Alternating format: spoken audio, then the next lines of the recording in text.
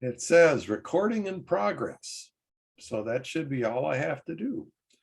Welcome to everybody to another of the France Colonies Philatelic Society US monthly webcasts. This afternoon, Mick Bister, who is speaking to us from the UK, is going to talk about the life and times of the 1 franc 50 Pétain stamp. I want to briefly put in a commercial for the upcoming programs. We will return to we're going to skip the end of December because of the holiday season. But at the end of January, on the 23rd, we will have Dick Stevens presenting on the Antilles tertiary issue of Martinique. At the end of February, Mike Bass will talk to us about France and the Holy Land. At the end of March, we'll have Jim Taylor talking about Felix Eboué.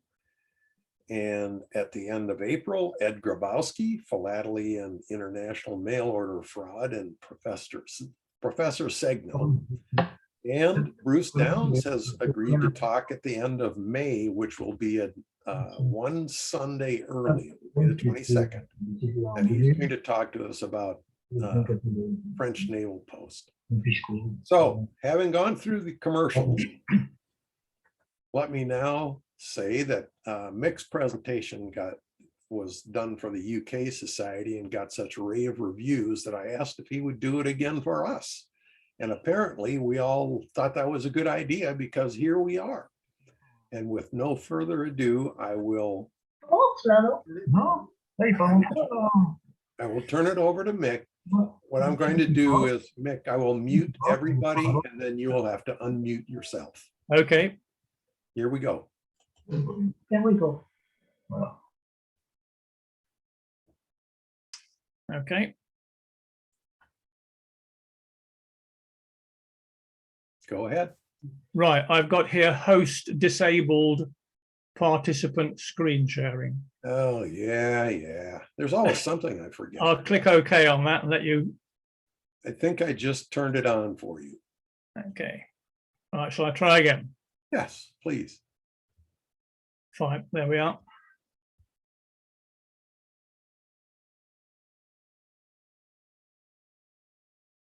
All right. It's working.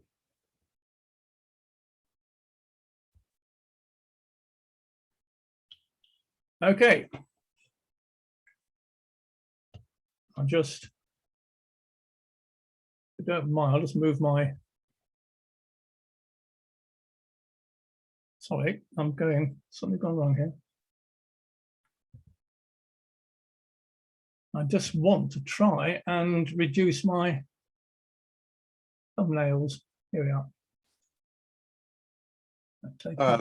Yeah, for anybody who's watching, you can get rid of all of our little pictures over on the side by highlighting the little minus sign that appears at the top of that column. And it should go to just a black bar.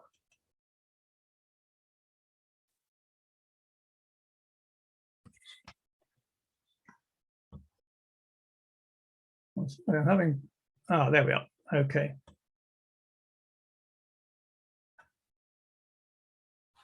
Right. Okay. Ready to start. Sorry about that. That delay.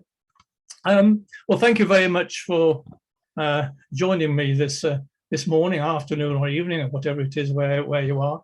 And I'm so delighted to see so many people turning up. It's a great pleasure.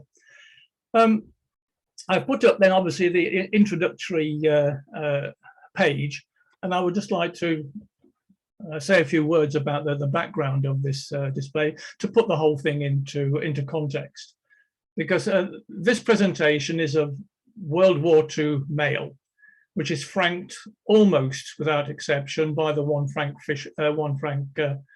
50 issue of Pétain of 1942, which portrays Marshal Philippe Pétain, and this title of Marshal of Pétain was an honor bestowed upon him in 1918 after he had led the French army to victory at Verdun.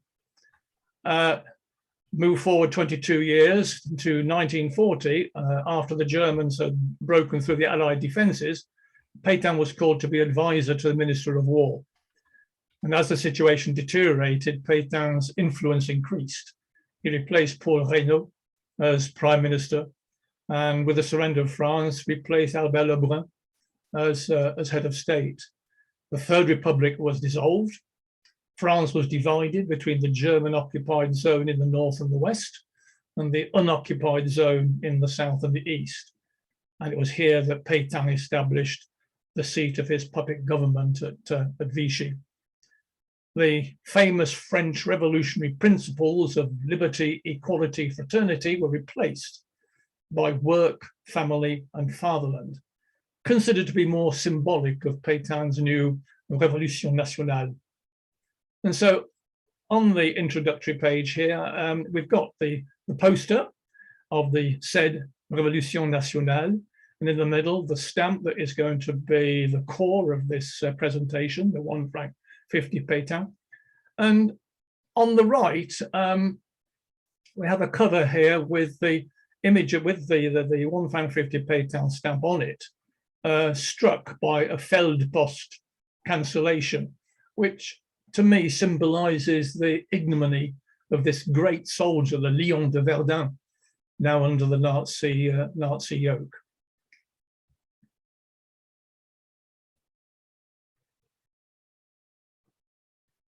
As I've said, Pétain moved to Vichy to establish his puppet government in the unoccupied part of France. And this is the Hôtel du Parc in Vichy, where Pétain and his senior ministries established themselves. The circle shows the office, the hotel room that became Pétain's office. It was room 124. And a recent picture taken off Google, on the top right-hand side, shows that room at a window as it is today, and it really just has not changed. And at the bottom of the page there, at the bottom of the page, you have got a pass that was owned by the secretary to Marshal Pétain to gain access to the building.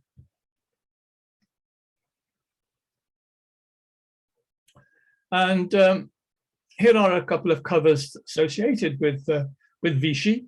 The cover on the left is a letter from the, let's get this right, it's the, yes, Office of the Information Office with the heading État Français, because France was no longer Republic, but a state, État Français, going out from Vichy to Luchy in the Département of the Allier.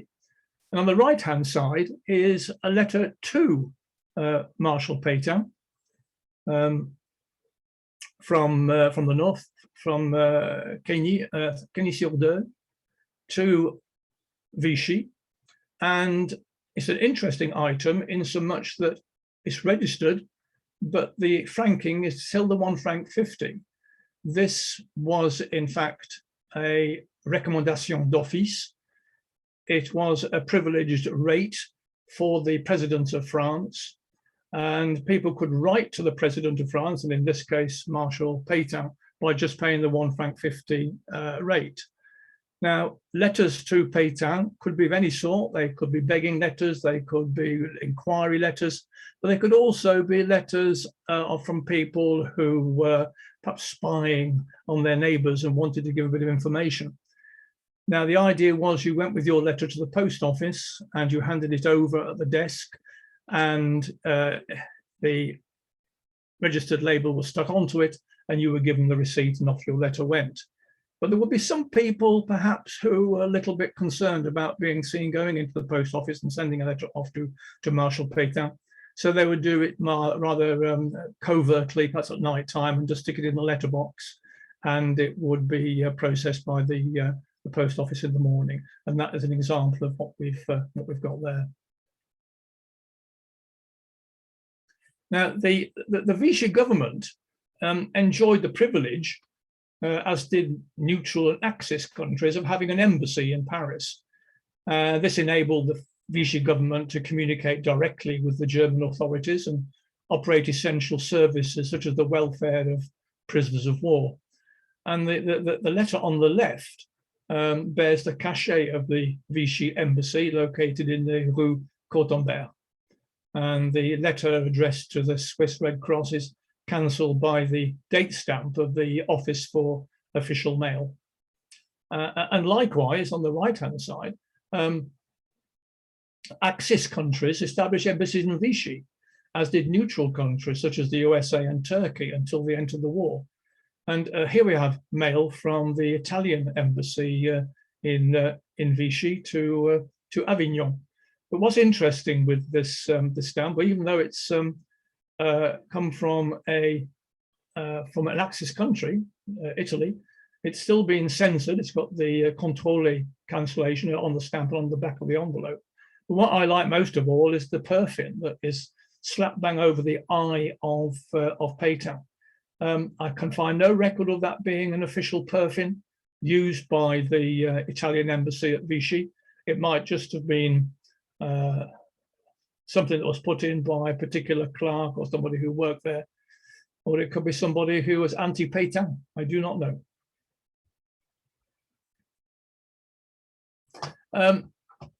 The photograph that we see here perhaps is one of the most famous photographs taken of Marshal Pétain. It was taken on the 24th of October 1940 at the railway station at Montoir-sur-le-Loire. And this photograph became a damning piece of evidence against Pétain. The handshake between Hitler and Pétain, which was only a matter of protocol between two heads of state, was exploited by the foreign press as a symbol of collaboration. But the cover on the right has got nothing to do with what happened in the photograph on the left, other than it's I won't say it's a rare case, but it's a scare case of where we get a letter with both the Hitler head and the Pétain head on the cover. I just wish that the sender of this cover had placed them side by side as if they were facing one another. It would have made a perfect reference to the photograph. As we're all aware, once France was occupied, it was divided into two zones: the occupied zone and the free zone, mistakenly called the North Zone and the South Zone. Those terms were used later on when Germany occupied the whole country. But as you can see, the occupied zone wasn't a northern zone; it was a north and a western zone, and the free zone was very much the south and the east. But those weren't the only areas of administration. The extreme north of France was under Belgian and the Belgian administration combined with northern France. We have Alsace and part of Lorraine, which was annexed by the Germans, become part of Germany. And then we have the Italian occupation in the southeast. Certain parts of France were again annexed and became part of Italy, and others were simply occupied. And then around the Atlantic coast, the Channel coast, the Atlantic coast, of course, we have the so-called Atlantic Wall, which was prohibited to virtually everybody. So it's a much more complicated picture than just simply north and south. And on the left, you've got a drop leaflet that was dropped by the RAF over parts of France, just alerting the French what had happened to them. So we're going to look at one or two of those areas then of occupation or annexation. As I said, Alsace and part of Lorraine were annexed and became part of Germany. And part of that process was the Germanization of Alsace. If you look at the cover, that has been to express item, and it's the foreign express rate. So if you wrote to Alsace now, you regarded it as a foreign country, and consequently the rate of this letter is 12 francs compared to the internal rate of 750.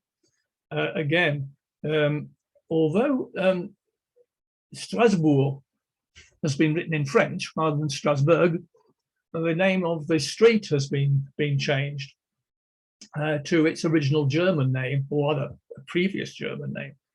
And if you look on the left-hand side of the picture, you can see the history of that street. In 1817, that's when it was first named. It was named the Rue du Bouclier.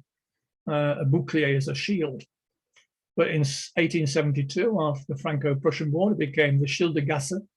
In 1920, after the end of the World War I, it came back to the Rue du Bouclier again. And here we are now in World War II, and it's the Schildergasse once more. And in 1945, it resumed its name of the Rue du Bouclier.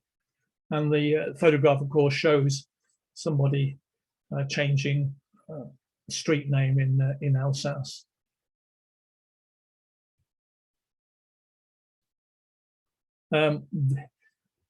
Here's items relating to the Italian occupation of southeastern France.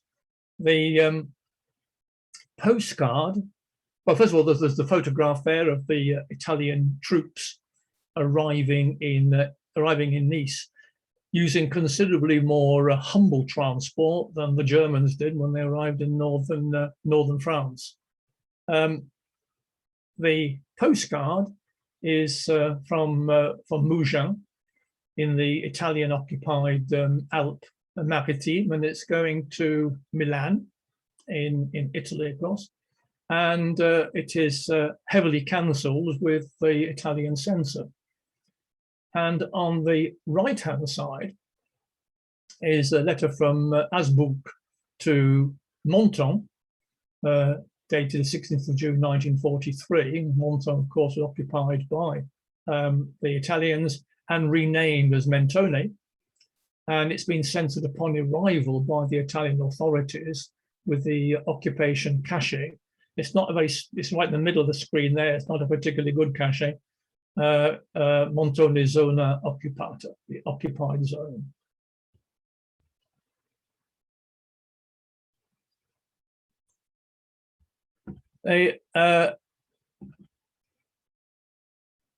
Demarcation, the demarcation line, they split the country in half. And initially, though, no mail was allowed to cross the demarcation line.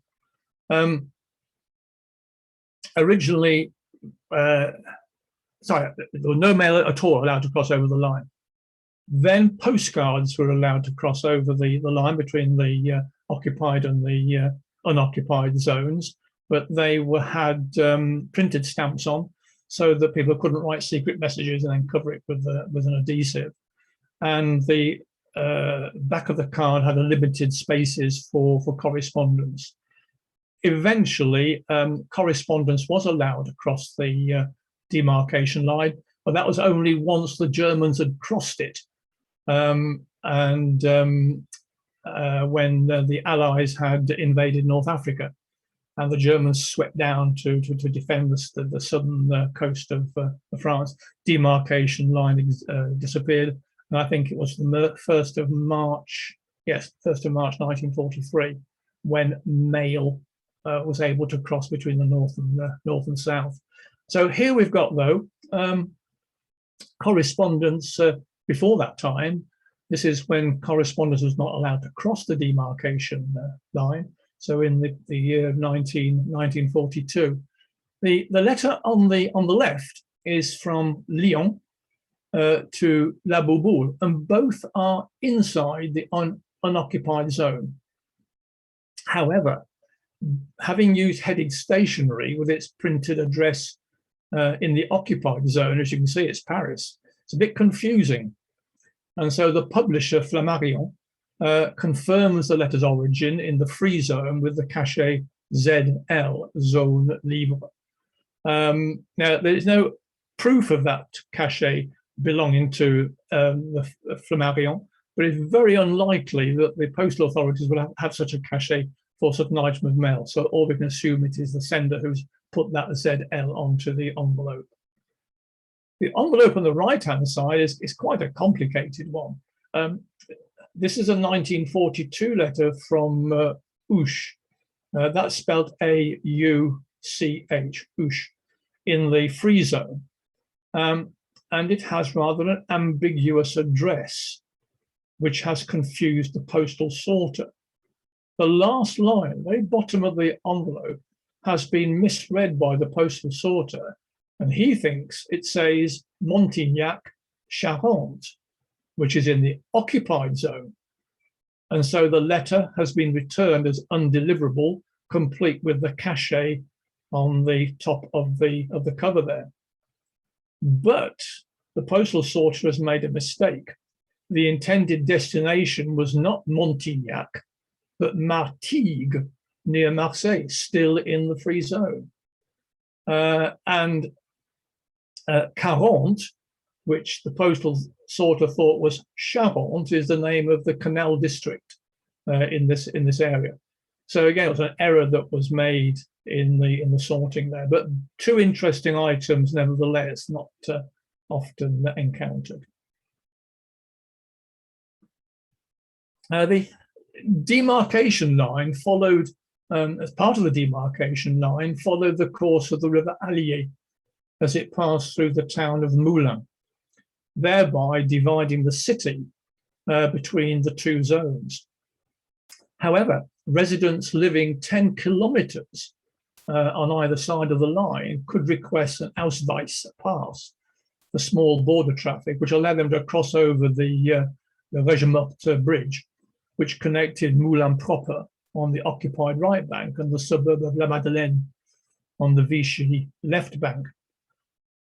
Nevertheless, the refusal of mail was the same here as elsewhere along the line of demarcation. And the letter that's shown here, posted in Moulins on the 18th of January 1942, in an attempt to reach an address in La Madeleine, a distance of only 1.2 kilometers, under a mile, across the bridge, and was returned to the sender the following day. And the return cachet is on the back of the envelope. So there you see the bridge from the Madeleine side, looking across to Moulins proper. And that photograph was taken but a few yards from the house where that letter would have been delivered. And the photograph at the bottom is that of a couple of German soldiers erecting the sign on the end of the bridge.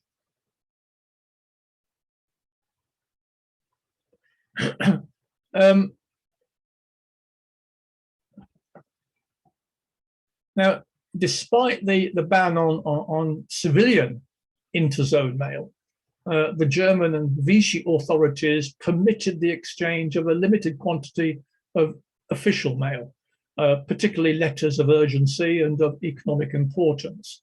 Such mail was exchanged on the demarcation line on the bridge, crossing the Allier between Moulins and La Madeleine. This wasn't just mail going from one part of Moulins to the other. This was for the majority of mail going from the northern part of France to the south, from the occupied to the unoccupied, a very important crossing point for mail.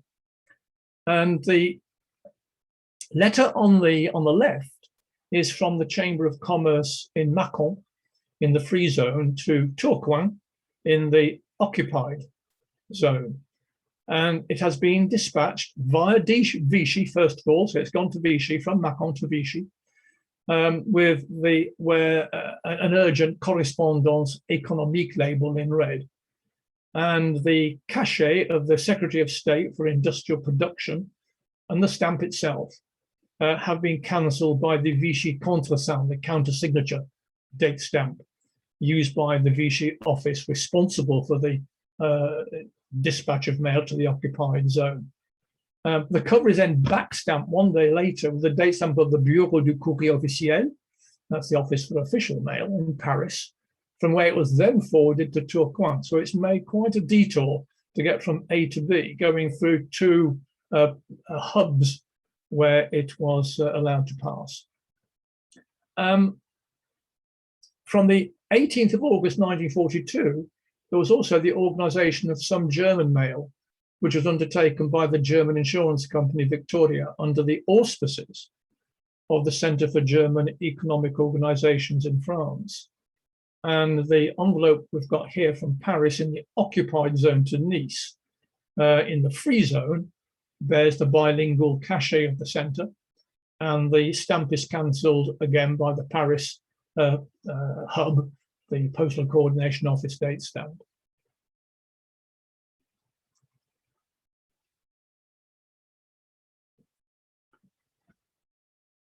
Right, so we're moving out of metropolitan France now to look at some mail related to the colonies. Direct postal communications between some French colonies and Vichy France had been suspended due to military action, but contact could be re-established with the aid of the Red Cross in Geneva. And on the left-hand side, you can see that Red Cross cachets on the correspondence record its dispatch from Casablanca, its transit through Geneva, and its onward transmission to Toulouse via Vichy. And also, the Colonial Trade Agency at Vichy itself operated a radio station for the reception of messages from expats in the French colonies. The message was then forwarded in the style of a telegram, but any reply to the colony could only be sent under the auspices of the Red Cross. So in front of you here, you've got the so-called telegram style letter, and which was received at Vichy on the 14th of October 1942. And you can see the message at the top there. That is simply a photocopy of the folded section on the inside. And it's from the family in French Equatorial Africa. You can see that in manuscript at the top of the page.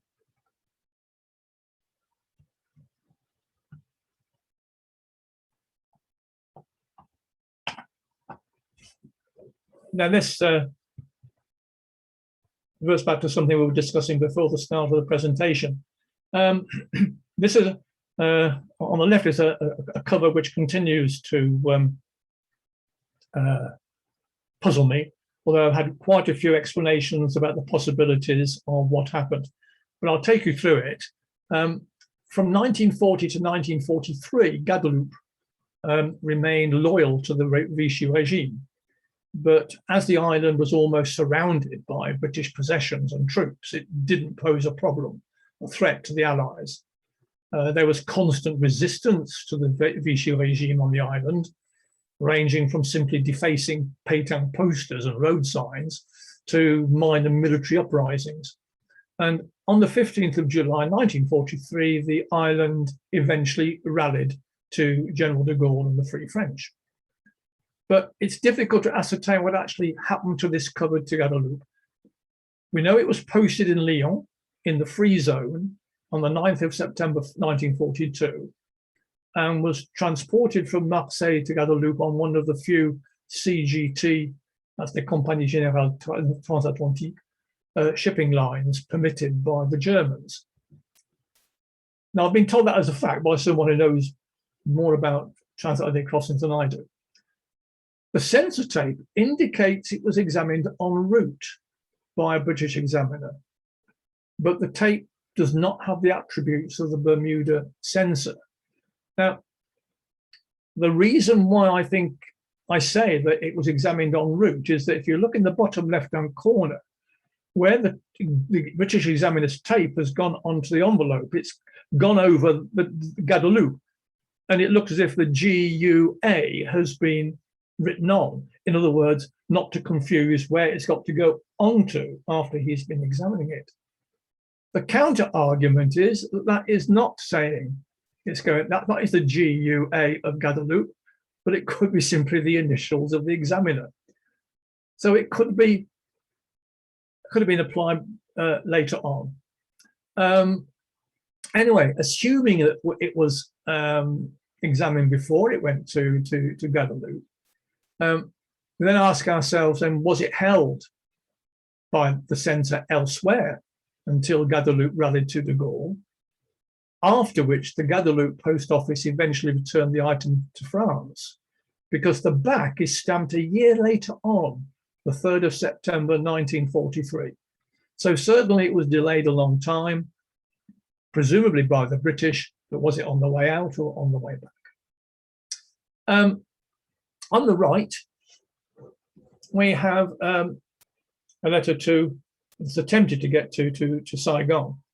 Indochina, on the other hand, as compared to Guadeloupe, remained loyal to the Vichy regime for the full duration of the war, but that was under duress. On September the 22nd, 1940, the colony signed an accord with Japan, which granted basing and transit rights during the war against China. But within days, the accord was contravened when Japan launched its Indochina campaign and occupied the country. So relations with Vichy France were limited and severe restrictions were imposed on both incoming and outgoing mail, as indicated by the above, by the letter from Paris to Saigon. The sender has attempted to send it, only to have it returned with a cachet explaining that mail to Indochina was limited to unregistered postcards.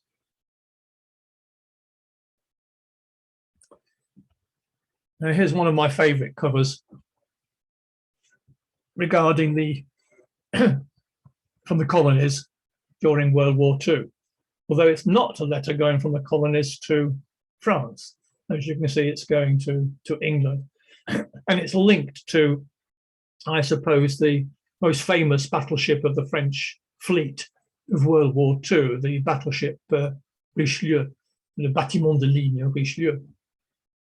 Now, the battleship Richelieu was launched in 1939, and on the 1st of January 1940, its onboard postal agency became operational with the hexagonal handstand. With the capitulation of France, the Richelieu fled from Brest on the 18th of June to avoid falling into German hands, and arrived in Dakar 10 days later. In September 1940, it defended pro-Vichy Senegal against the combined British and Free French attacks of Operation Menace. It sustained some damage, and remained in Dakar until January 1943, when, following the rallying of French West Africa to the Allied cause, it set sail for New York for refitting. But going back to this particular letter, which is dated the 20th of August, 1942. So it's between Operation Menace and the rallying with the Free French. Now, occasionally, correspondence is found addressed to foreign destinations such as this, but this is an extraordinary letter, which has succeeded reaching a French nun working in England during World War II. And it traveled via Casablanca, Marseille, and Lisbon to Bristol Whitchurch. I think it's wonderful to think that there was a monastery, a nunnery at Bitton near Southampton in England, which was being staffed by French nuns. And I think it's just a wonderful image that this letter has managed to travel from what was basically a Vichy part of France to England. It was a dangerous journey for this letter to make. Any journey that was flown, any mail that was flown from Lisbon to Britain, to Bristol, was in danger all the time from German aircraft, and that's why, as indicated on my map, there was a huge detour taken by the flight out to sea before coming back towards the United Kingdom. But it wasn't guaranteed to be safe. I mean, some of them might remember the film Gone with the Wind.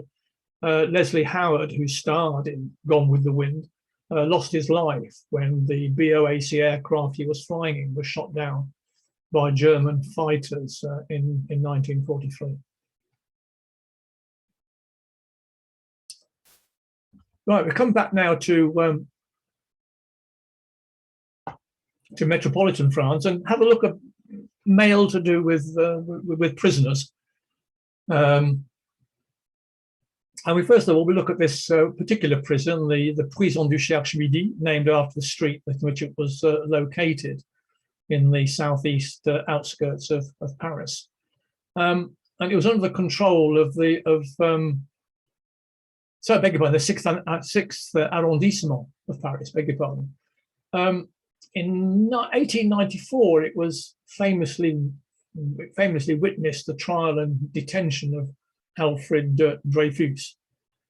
And during World War II, the prison was used by the Gestapo for the internment of political opponents, resistance workers and agents. Each prisoner was issued with a correspondence permit stating his case file number. And that permit is shown at the bottom right-hand side of the screen. And this number was forwarded by the prisoner to his family and had to be quoted on all incoming and outgoing mail. And you'll see therefore the number that's on that little permit repeated in the top left-hand corner of the envelope above it. And this letter was sent to a prison on the 23rd of October 1943. Beg your pardon. Sorry, I've misquoted that. No, leave that. Beg your pardon. I've jumped a line. If I go on to the next image, yes, the date I'm quoting is for the next letter. I beg your pardon. On this page, then we've got a cover to the prison in Fresnes, which was shared. The administration was shared by both French and German authorities.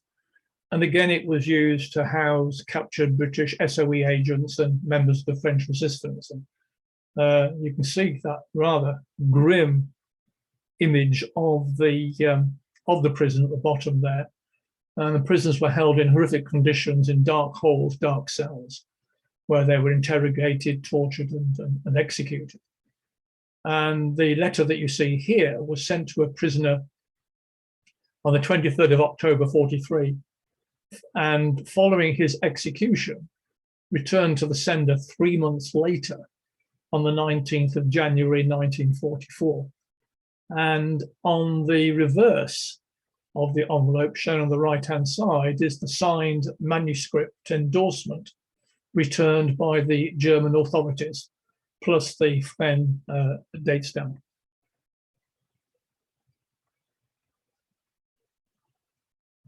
And now perhaps one of the most horrific part of the German occupation of France, the transit camp for Jews. This image here is of the transit camp at Pithiviers, which is a small town in the Département of Loiret, so considerably south of France. And here we've got the Jewish prisoners being registered by the French authorities. Because it was in fact run jointly by the local authorities and the Germans. On the 14th of May 1941, the first contingent of 1,570 male Jews arrived from Paris at Pithiviers. And after the infamous Veldiv raids in Paris in July 42, the camp received a further 1,800 Jewish children and parents. The parents were later transferred to Drancy and then to Auschwitz, and the children remained at Pithiviers before being transported to Auschwitz. Majority of these people were gassed within 24 hours of their arrival. Now, the Pithiviers camp was finally closed in July 43, and during its 2 years of existence, saw an estimated 9,000 Jews go through its gates. And the letter that we see on the right-hand side, dated the 11th of April 1942, was written by one of the earlier detainees to the wife he left behind in Paris. Now, I've looked into the letter here to see if I could find who this person was.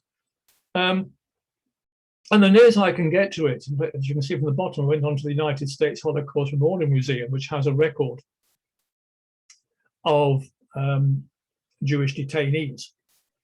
And there is a document there called the Bernard Bluestein memoir.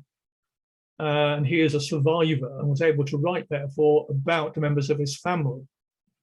And he records that on June the 25th, 1942, Charles Bluestein was deported from Pithiviers on convoy number 4 to Auschwitz concentration camp. So it fits in with the dates. I can't find any other person called Bluestein in these records. But what is interesting in that Bluestein Bernard is spelled T-E-I-N, whereas on the envelope it's I-E-N. But that I-E seems to be put in afterwards. And it's rather messy. And I'm just wondering if somebody else was writing an address on behalf of the prisoner. It's one of those letters that I would love to find much more about, but I think it could well be too late.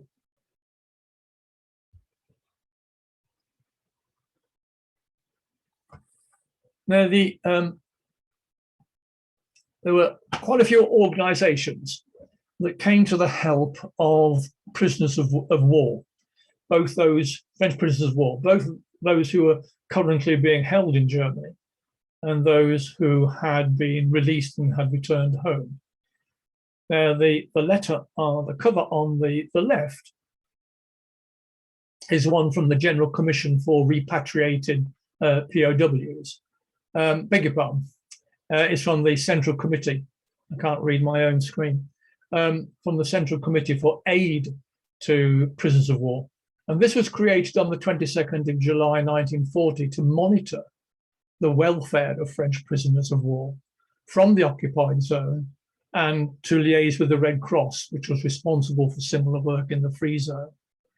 And this correspondence on the left contains information about food parcel lists and accounts procedures and counting procedures and the arrival of supplies. On the right is something I think even more interesting though. This is items relating to the General Commission for Repatriated POWs. And this was a fund that was established to help them. And various fundraising events were organized, including concerts and exhibitions and theatrical performances, the profits of which went into the fund. And so upon his return to France, each POW was presented with his livret du prisonnier, a bank account book in which was recorded the amount put into his account. So here we've got a livret du prisonnier recording the deposit of 150 francs at the Caisse d'Épargne in the town of Nancy. And alongside it is a 1944 letter from Compiègne to Paris with a 2 francs charity label sold by the organization in aid of the livret du prisonnier.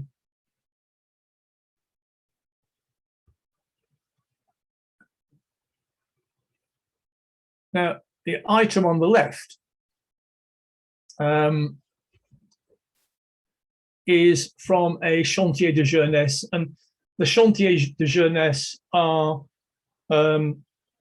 it is a collecting area in its own. But to be honest, virtually everything I've been showing you here is a collecting area. I mean, mail crossing the demarcation lines, the prisoner of war camps, and so on, colonial mail. But this is a huge collecting area, and quite a few books have been written on it. I think Bertrand Siné has written one of the most detailed accounts of the Chantier de Jeunesse. The Chantier de Jeunesse were youth camps, and they were inaugurated by Marshal Pétain as part of his Révolution Nationale campaign. And around 150 such camps were established to accommodate men of conscription age who received instruction in sport, discipline, and particularly in patriotism. And the conscripts received 2 stamps a month for their personal correspondence.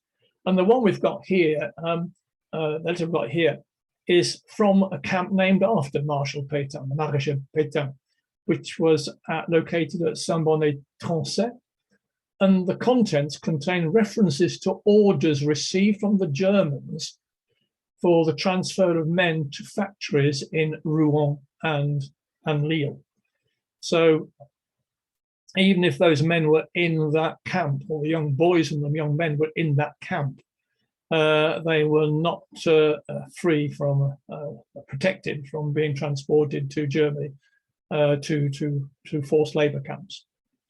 And on the right, we have got an item of mail that was sent to one of these forced labor camps. In France, it was known as the Service du Travail Obligatoire, the STO, the compulsory work service, which was the forced enlistment and deportation of hundreds of thousands of French workers to Nazi Germany in order to work as forced labor for the German war effort. Germany set up the STO to compensate for its loss of manpower, as it enlisted more and more of its own men to fight on the Eastern Front. The German government promised that for every 3 French workers sent over, they would release 1 French prisoner of war. And those requisitioned under the STO were accommodated in work camps on German soil. But as you might suspect, this wasn't a particularly attractive proposition, and many men who were selected to go and work in Germany, in fact, ran away and joined the resistance movement. So it really backfired because the resistance movement in France benefited from this strategy. The item here is addressed to a French worker at a camp attached to the Karl Borlevort factory in Bremen. And Borlevort was a manufacturer of trucks and luxury cars. And after joining the Nazi party, he contributed to the German war effort by manufacturing military vehicles and armaments. And when the factory was destroyed by Allied bombing in 1944, half of the workforce there consisted of prisoners of war or forced laborers, so a huge loss of French life.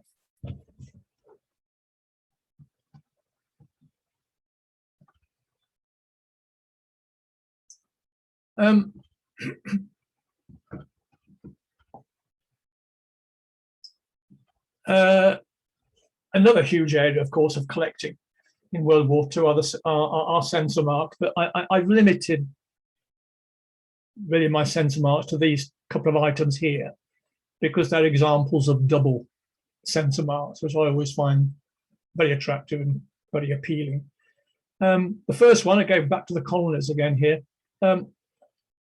A bit of history behind it. On 26th of August 1940, the French Equatorial African colony of Chad, led by its governor Félix Éboué, was the first African territory to rally to the Free French. And by the 27th of October, most of French Equatorial Africa had aligned with de Gaulle, who established his headquarters while in Brazzaville in the French Congo.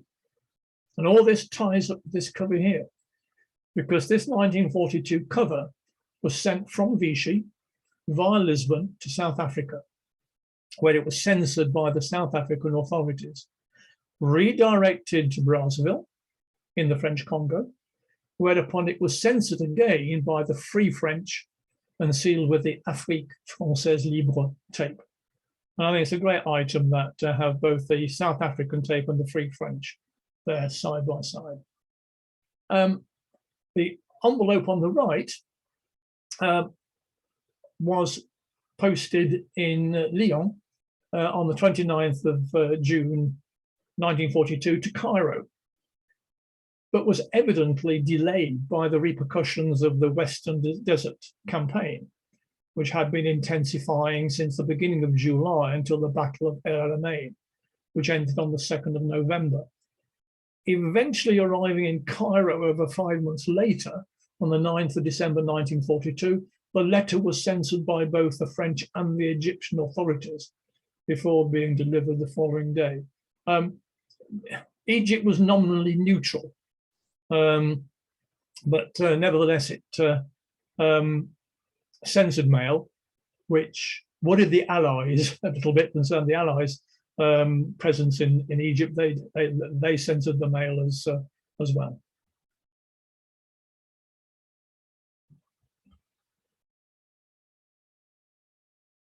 After the fall of France, the Vichy authorities deemed slogan postmarks, especially those frivolously promoting tourism or publicising entertainment, to be inappropriate. And in a directive dated the 30th of September 1940, sorting offices were instructed to cease using slogan cancellations unless they were related to postal services like airmail or banking or patriotic initiatives. The choice of alternative cancellations was left to the discretion of the individual sorting offices, some of whom were more resourceful than others.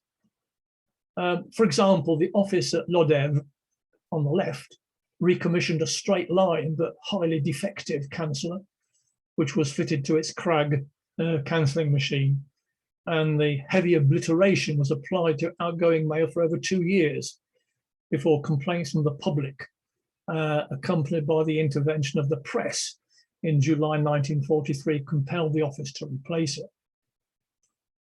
Some sorting offices retrieved obsolete slogan cancellers before fitting them, but machine operators were instructed to file away or block any censored text. The main sorting office at Toulouse resurrected a slogan canceller which had been used to promote the 1937 Paris exhibition. And after deleting the text, fixed it to the office's RBV cancelling machine. It's quite common. It was used in 1941 and 1942.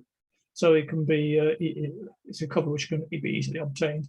But at the top, I've put both the original and the excised versions for comparison.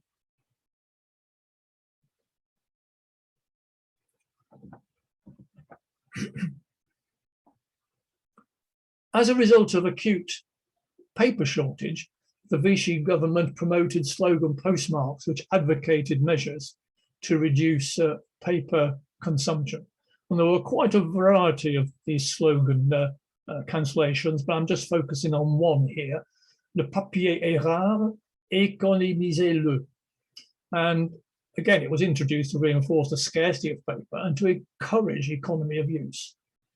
And this was often manifested by resourceful letter writers using old paper from a variety of sources to fabricate their own envelopes. You've got the slogan on the top left-hand side envelope. You can see that, le papier est rare. Below that, you have got an envelope which is made from an old ordnance map. And on the right-hand side, you've got an envelope which has been folded from a sheet of railway parcel labels. It's very appropriate because it's on correspondence between two station masters.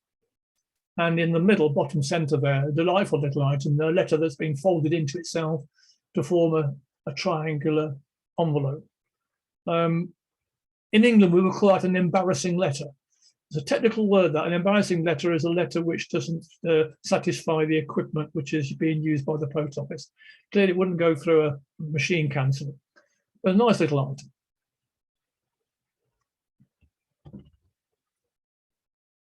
Another slogan postmark, very patriotic one, basically did, though I'm afraid, sort of backfire a bit. At the outbreak of the Second World War, the French Navy possessed the world's 4th strongest fleet. But following France's defeat, the armistice stipulated that it would be largely disarmed and confined to its harbours under French control. And Toulon was one such harbour. To raise morale, the French government recalled a pre-war slogan postmark, Notre Empire veut une marine forte et toujours prête. Our empire expects a strong and ever-ready navy. And this was used in sorting offices in both the occupied and free zones. And the Germans weren't offended by it. They allowed it to be used. However, in November 1942, in response to Allied landings in French North Africa, the Germans invaded the free zone. And owing to the element of surprise, the French fleet was unable to escape from Toulon. And on the 27th of November, upon the orders of the Vichy Admiralty, over 60 vessels were scuttled into Long Harbour to avoid capture by the German forces. Sorting offices throughout France were then instructed to immediately withdraw the slogan cancellation, which was now embarrassingly inappropriate. And this cover is dated the 30th of November 1942, which post-dates by 3 days the sinking of the fleet and the instruction for the slogan's withdrawal. So collectors like me do try and find examples of late usage. And on the left-hand side is the announcement of the scuttling of the fleet from one of the British tabloids. A lovely title there. The French Navy's sacrifice redeems the nation's honour. Captains defying Huns went down in ships. Wonderful, wonderful headlines.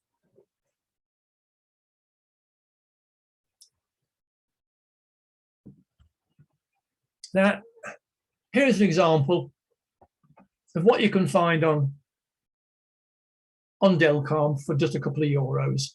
I mean, what I like about postal history, you can pay 3 or 4 figures if you choose to do so, or you can afford to do so. But the greatest enjoyment comes in finding things you just find for a few euros or for a few pounds or a few dollars. And this is an insignificant cover philatelically, which just cost me a couple of euros, but is important historically. On the 16th and 23rd of September 1943, Allied bombers, led by American bombers, targeted the port and the industrial facilities of Nantes, but collateral damage included portions of the city centre, which were razed to the ground. And these raids killed 1,247 civilians and destroyed over 2,000 buildings, with the centre of the city declared as a zone sinistrée, a disaster area. Almost 20,000 people were left homeless by these and other raids, and 70,000 subsequently abandoned the city. It became almost a ghost town. Now, this letter from Nîmes to the Rue de l'Arche Sèche in Nantes, dated the 26th of January 1944, is addressed to a resident in that zone sinistrée and has been annotated as such by the postman in the top left-hand corner. You can see there, sinistré. And the front bears the initials PLA in manuscript on the right-hand side, PSA, which means parti sans laisser d'adresse, left with no forwarding address. And the letter has been returned to the sender. I just looked at that. Okay, the cachets are not particularly clean, they're smudged. But I thought I'd follow this through and went onto Google Street. And there, lo and behold, I found that very address, the Rue de l'Arche Sèche, and that's the street there. There's the number 2. And you can see how that has been rebuilt, because there's the original masonry at the bottom.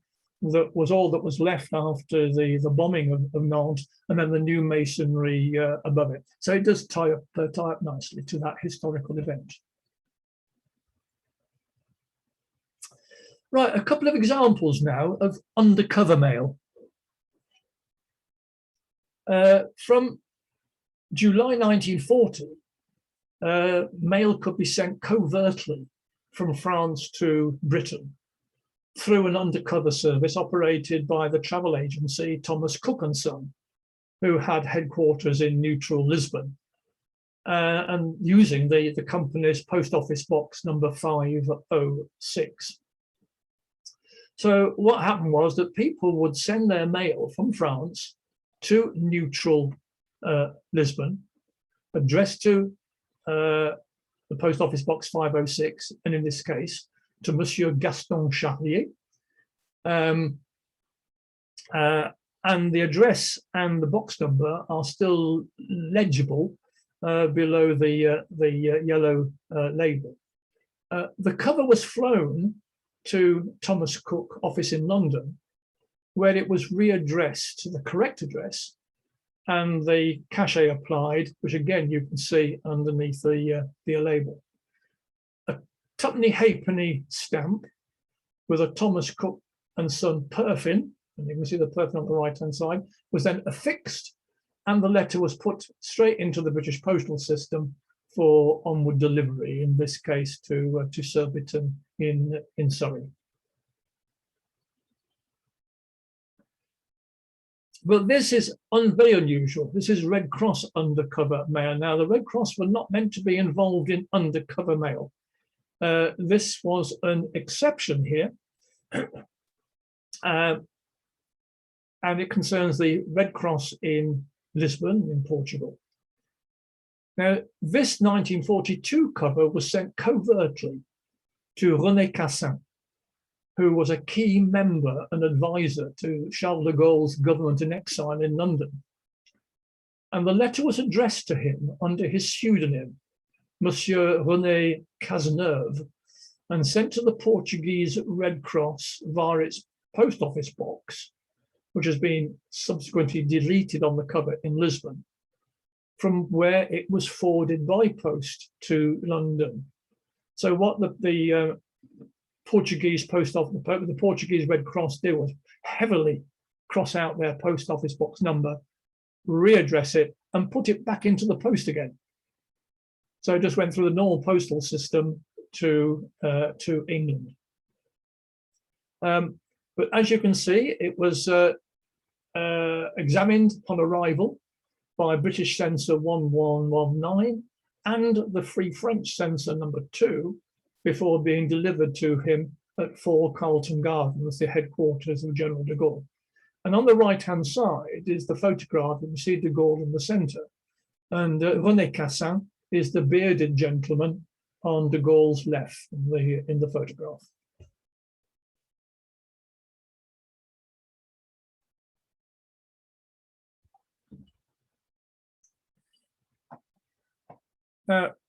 In France, de Gaulle's supporters were not only involved in acts of resistance, but also in forging stamps. And there were 3 or 4 groups of resistance groups that forged stamps or produced vignettes. And in this case, this is one from Nice, from the resistance group in Nice. And here they've imitated the £1.50 Pétain design. But instead of having Pétain's image, you've got the portrait of General de Gaulle, and you have got the, you can just about see, if you look under de Gaulle's chin, you've got the RF monogram to remind the recipient of the days of the Republic.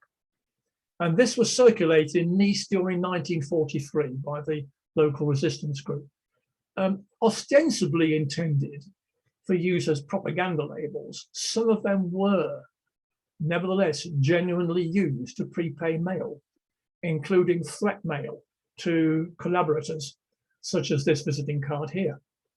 That visiting card was inside the envelope on the left. And as you can see, it was addressed to the Journal L'Alerte. And on the top of the screen, you'll see the heading of that newspaper from the first edition of it. You'll see quite clearly that the newspaper was pro-Vichy, because in the bottom right-hand corner, you can see there's a quotation by Marshal Pétain. But the recipient of that card would not have been happy by the message, which reads, "The nation needs all its sons in order to be saved. Traitor to the homeland, you have turned into the invader's accomplice. As from now, the whole nation is aware of your deeds. Your file, already very full, is in good hands, and your days are numbered. Signed, the resistance."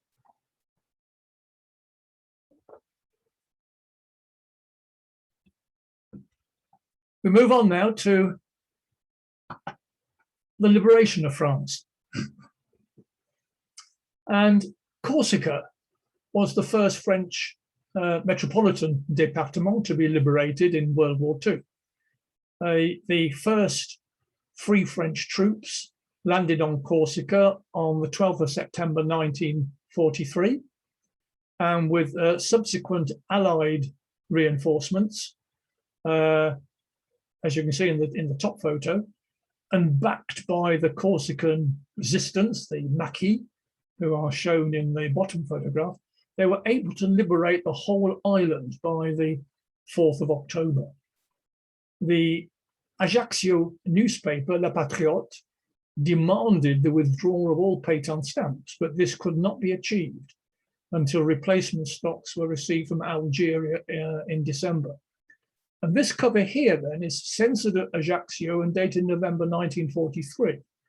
So it's just in between the period when the island was liberated and the arrival of the new stamps from France. Or actually, I think they came from Algeria, or Algeria. And it's addressed to Djibouti. Now, my fellow friends in the France Colonies Society in Britain have given me what was possibly the route that this cover took, and it's more than likely it was sent from Corsica to Algiers on the reopened Air France service, then from Algiers to Cairo by military plane, where it was finally transferred to the Syria-Madagascar service, which stopped en route at Djibouti. But then you can see the letter arrived at Djibouti on the 3rd of December 1943, from where it was redirected to Harar in Ethiopia, just across the border. And that was only just after all Italian guerrilla resistance that had been quelled in Ethiopia. So quite a risky journey for that cover.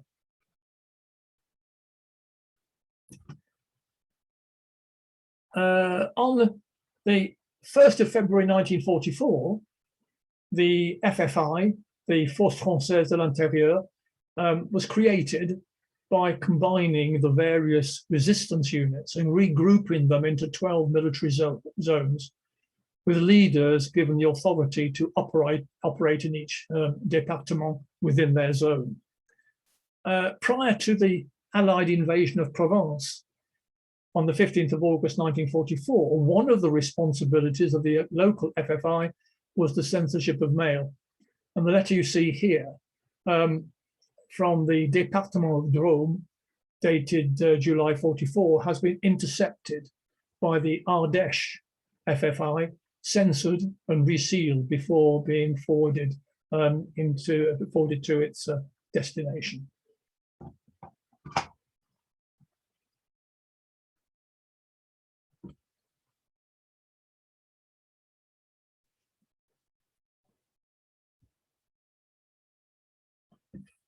The Anglo-American air raids, which preceded the Allied invasion of Normandy, seriously damaged the road and rail network and disrupted the transport of mail. This was further exacerbated by an acute shortage of petrol. So in some regions, an express mail service operated by volunteer cyclists was devised to ensure continuity and to provide a reliable, rapid and economic means of delivering mail from office to office. Please note it was from office to office. It wasn't a delivery service to individuals. Bicycle express services were usually operated by youth volunteers, but in this case, the letter on the left, in Laval, manpower was provided by the Maison des Prisonniers, an organization responsible for the rehabilitation of prisoners of war, which therefore employed both youths and ex-POWs as riders. The service only operated during the last 2 weeks of July and for the first few days of August. Similarly, I think that's in 1944, of course. Similarly, as the Allied forces headed towards Paris, normal postal services in and around the capital were severely disrupted, and the Secours National the National Relief Organization, operated an emergency postal service, both within Paris, as shown by the letter on the right, and to the battle zone in August and possibly earlier in July.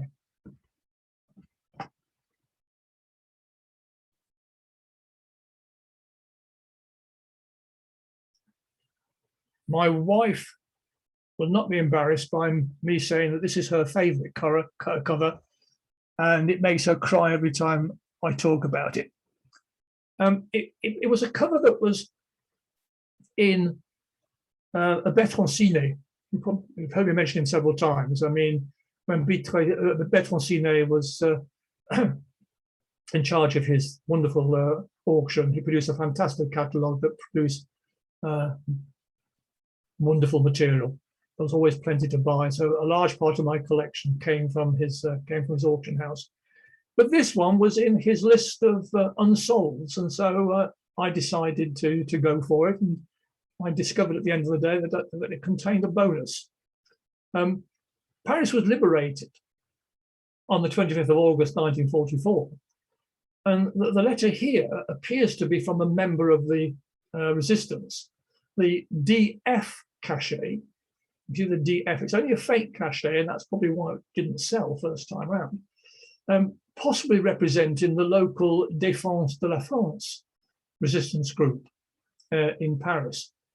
But when it came, I opened it up, and inside was just that little note inside. And the message reads, it's dated the 26th of August 1944, the day after the liberation. The best day of my life, long live de Gaulle, long live France, long live the Allies. And it would appear to be, if you look at the address, appear to be written by a resistance worker who sent it to his girlfriend, hence my photograph in the middle.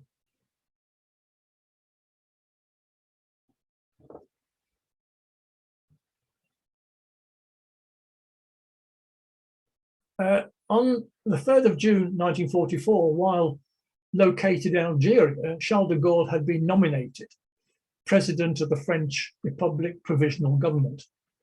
And so shortly after the liberation of Paris, on the 25th of August, the provisional government was reshuffled. Shortly after the liberation, yes, the government was reshuffled in September 1944 to form a government of national unity. And de Gaulle remained at its head until his resignation on the 20th of January 1946, prior to the creation of the Fourth Republic. But this cover here is addressed to him, as you can see, Président du gouvernement provisoire in Paris. And it's been sent to him under the recommandation d'office, the same postal concession that we saw earlier in the letter addressed to Pétain in Vichy. There is a faint red frame there. I would love to know what that red frame belongs to, what cachet it belongs to. But as I've not seen another cover like this, I'm perhaps unlikely to find out.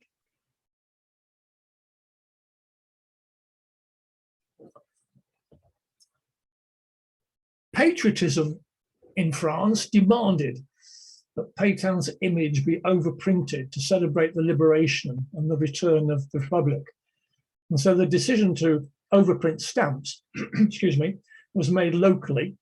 But as the lines of communication between the postal administration in Paris and the regional offices were often disrupted, the correct procedures were not always followed.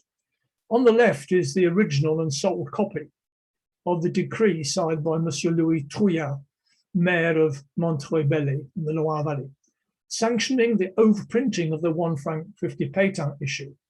And the letter is dated the 2nd of September 44, the day after the liberation of Montreuil-Bellay. The text also gives details of the provisional postal service to be operated by the local resistance, and announces that the stamps will be put on sale at the local dairy in honor of its owner, resistance hero and former Mayor Gaston Ami, who died while in a German prisoner of war camp. Despite the mayoral cachets, the sale of the stamps from other than a post office was later deemed by the PTT as invalidating the issue. So although this was a stamp that was overprinted, and you can see in the enlargement the vertical overprinting on the stamp, and it was used on mostly, I must admit, souvenir covers, it was not deemed as being an official printing, but nevertheless an important item historically. But what is very interesting is that when the stamps were actually issued, you can see a block there on the top right-hand side, the overprint was in blue. But the one stamp on the document was overprinted in the same ink. They obviously used the same pad of ink that was in the mayor's office, which was purple ink. So as far as I know, that is the only stamp that is overprinted in purple.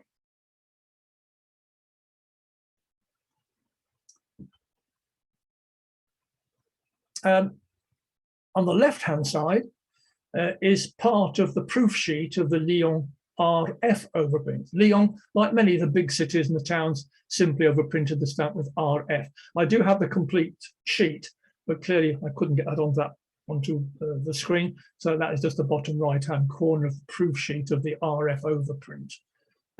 The large Lyon printing was sufficient to meet the postal needs of the whole Rhône-Alpes region. So tens of thousands of those stamps were printed. So it's a very common stamp, unlike the Montreuil Belli. On the right is the Paris overprint. Now, you're probably quite familiar with the cover in the top right-hand corner, because this particular overprint was produced by, again, the resistance movement, and was only applied to stamps on souvenir covers with the de Gaulle vignette and the FFI postmark, dated the 31st of August 1944. And this I received when I was a child, and I got it as a freebie from the stamp dealer. You might remember the days when you had your approval books arrive and you bought your stamps, and for the next delivery you could either have a discount of 10% or a free gift. And I went for the free gift and got that. Never did I know all those years ago it would appear on a Zoom screen, but there we are. But it's a very, very common, you buy those for 10, 12, 15 euros still in France. A very common stamp when it's used on cover. Mint copies are very scarce. I do have one which has been expertized, but used ones on commercial mail are virtually unknown. And this is what I've got down here at the bottom of my bottom right-hand side of my screen. The question is mine genuine? Because it could be easily forged. You simply pick up a cover from that period and then apply the postmark on the stamp, in which case the stamp would be over the wavy lines. I have still yet to take that down to the Royal in London to have it expertized. And they will be able to put it under the appropriate lamps and give it a forensic test. And if the overprint is over the postmark, then I know I've got a dud. If it's underneath the postmark, then I've got a gem in my collection. My fingers are still crossed, toes as well.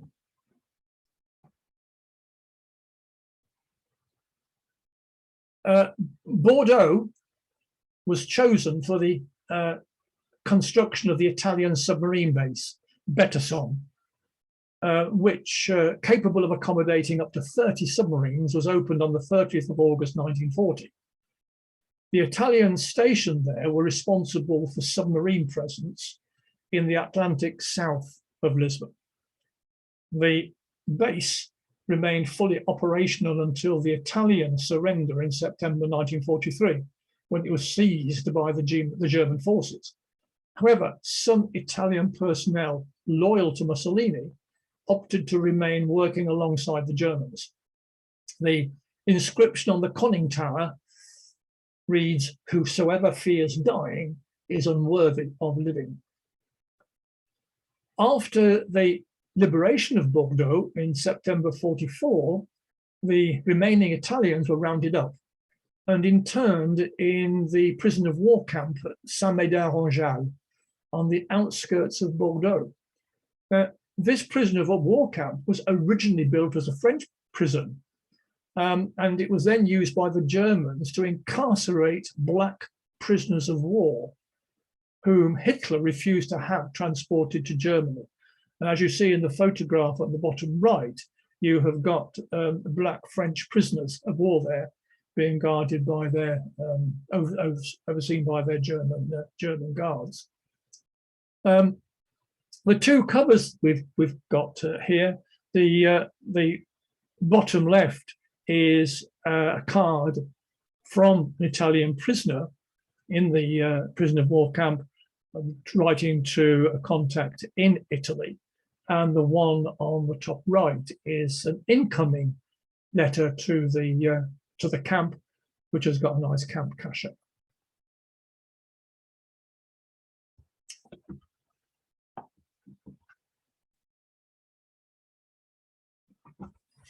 Now, this is one of my favorite cards too, because of the amount of research I had to do to try and work out what it was all about.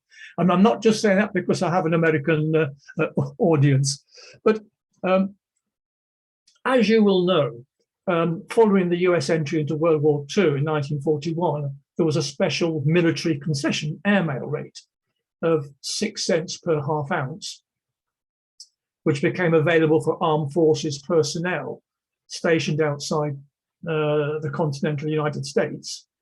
And the 6 cent transport plane stamp and the 6 cent monoplane postal stationery envelope were both available at army post offices.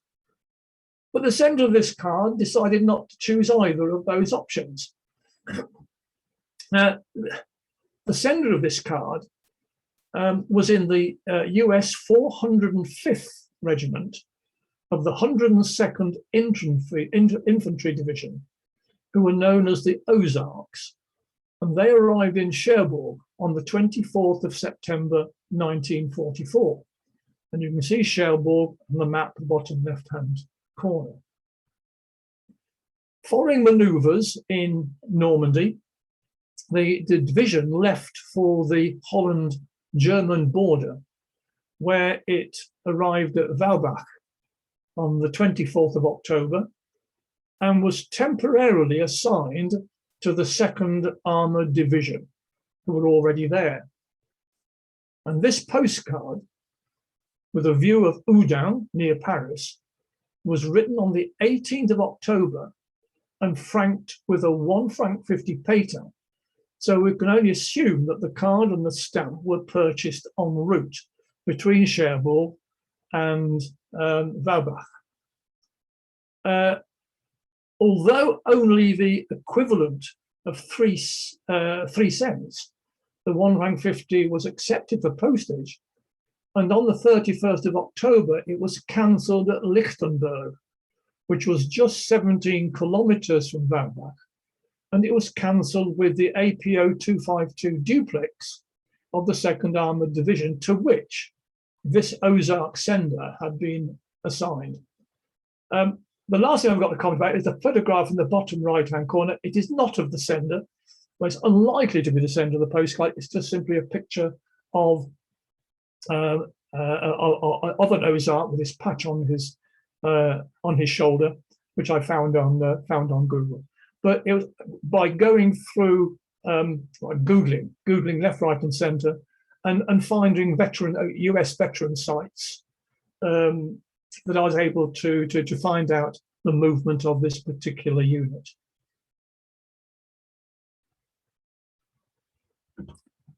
Right, very much the closing stages now of the war. On the 31st of July 1944, the American army broke through German lines and advanced to Lorient, which held 10,000 French civilians and 25,000 German personnel. Most of the people of Lorient had moved out of the town. So you can see the ratio of Germans to French. Besieged by American troops and FFI forces, the German garrison at Lorient did not surrender until the 7th of May 1945, after 9 months of siege and sporadic fighting. But from mid-August to December 44, postal operations had ceased in the Lorient pocket. But in January 45, Oberleutnant Alphonse Schmidt was detailed by the garrison commander to revive and operate a limited postal service using the Pétain stamps, which elsewhere in France had been demonetized and overprinted. Schmidt was responsible also for censoring all mail which bears his signature SCH, which you can see over the dated censor mark. This is an unusual example of a cover to Germany, censored on the 30th of January 1945. The last U-boat to escape from Lorient left on the 27th of August 1945, but there were other small boats leaving and somehow making their way round the coast to get mail transported to Germany. But unfortunately, this cover does not have a receipt or arrival cancellation on the back. So how far it got, I do not know. It may have got no further than Lorient itself, but it's a nice one to have. Sorry.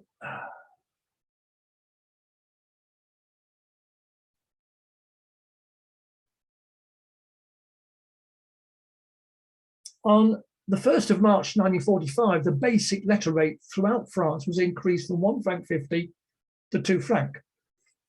Stamps were already in short supply within the Saint-Nazaire pocket, another of the pockets, likewise surrounded by American and French forces. The sub-prefect obtained official permission from the regional controller at Nantes for the Saint-Nazaire Chamber of Commerce to print a local 2 franc letter rate stamp and a 50-cent make-up value to meet the new tariff. 20,000 of the 2 franc and 30,000 of the 50 centime were printed and issued on the 9th of April 1945. Now it's sent from Saint-Joachim to Saint-Brevin-les-Pins, and Saint-Joachim is a small village in the pocket to the north of the Loire, and it was a centre for the Red Cross organisation of the district, whose activities included the distribution of medical supplies. And it was sent to, say, Saint-Brevin-les-Pins, which is south of the Loire, so it crossed the river. And the photographs on the right show German officers arriving on the 8th of May 1945 at the level crossing at Cordemais, 40 kilometres east of Saint-Nazaire, to discuss the terms of surrender with American officers. The surrender was signed at 13:30 hours, and the ceasefire came into force at 1400. So that ended the duration of the Saint-Nazaire pocket.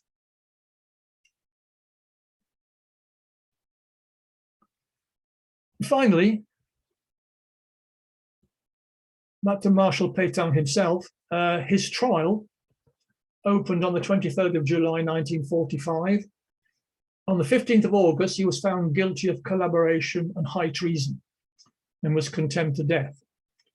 However, because of the role that Pétain had played during the First World War, de Gaulle immediately commuted the sentence to solitary confinement for life. And Pétain was incarcerated in the Fort de la Citadelle on the Île Dieu, an island in the Bay of Biscay, 18 kilometers off the Vendée coast, where he died at the age of 95 on the 23rd of July, exactly 6 years after the opening of his trial in 1951. And he was buried in the island's marine cemetery. This cover here, of course, has got nothing to do really with Pétain's incarceration, but it is a cover from that island, from the Île Dieu. And I just look at that and think of the irony of that cover, that we have a stamp there, a 1 franc stamp with the stamp defaced by a blue pencil, by blue crayon mark. It's been sent by a German to Brussels, but it does have the 1 franc 50 Pétain on it, cancel the Île Dieu. I think it's a very ironic cover. The photograph on the right there is Pétain with his doctor. So this cover then basically I look at as a foreboding of Peytain's demise and a fitting item, I believe, with which to close this display. And thank you for listening to it. Thanks, Mick. It's a heck of a tour through World War II in France. Well, Yeah. I tried to do it in 60 minutes, and I think I did it. Yeah. So we'll open it up for Q&A now. So remember, if you have a question for Mick, you need to unmute yourself. Ed, you've unmuted. You have something to say? Actually, this is the second time I've heard the lecture, and I think it was better than the first time. And maybe I'll look forward to the third time if that opportunity presents itself. Maybe you could you'll be giving it for one of the French groups. But that was a delight. The only Well, if I do, I'll try not to fluff my lines. The only addendum I could give is just a personal note. Since you mentioned the Third Republic a number of times, my wife and I went on our first vacation to France in 1970. We left the United States at the end of August. We came home in early October. It was the longest vacation we've ever had. And by chance, we were in Paris on September 4th, 1970. Yeah. And we noted all of the posters, noting that at City Hall, they were going to have a special celebration to celebrate the 100th anniversary of the Declaration of the Third Republic. So we went, and it was absolutely delightful.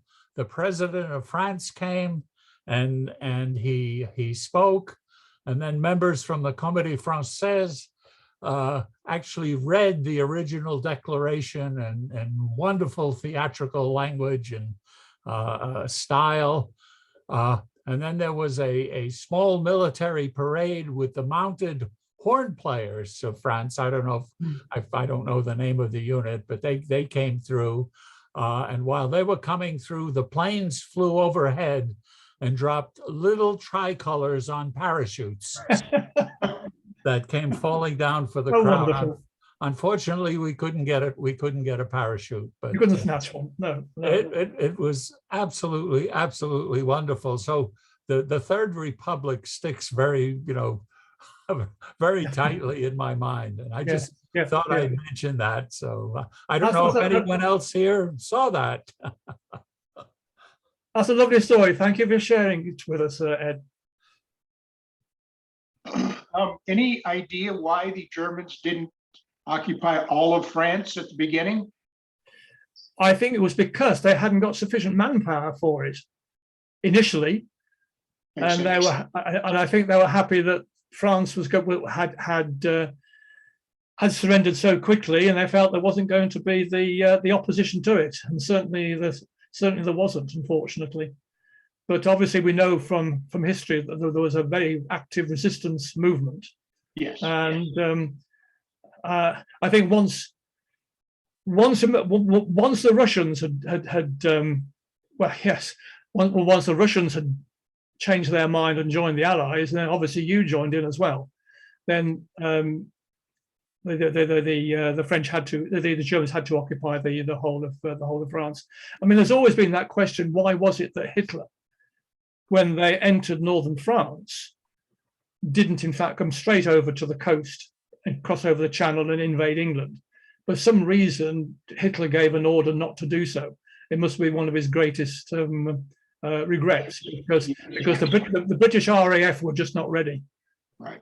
I mean, I think France did have the biggest and the strongest air force at the time. I think it was bigger than the American Air Force, and certainly bigger than the British Air Force.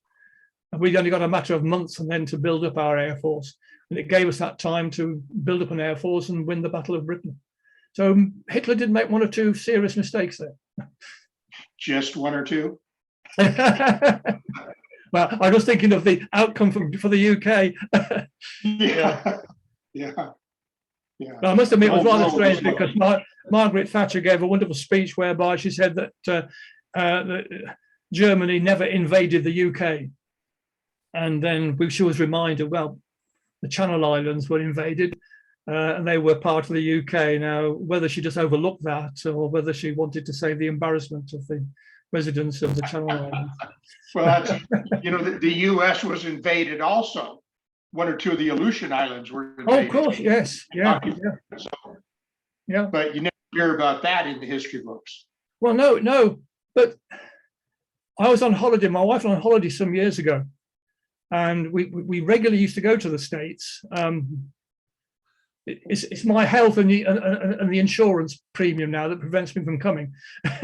But we had a wonderful holiday driving up the Outer Banks, and we crossed over from northern. We always used to fly over and pick up a car and drive off, and we took the ferry across from Northern Carolina across to is it Ocranoke?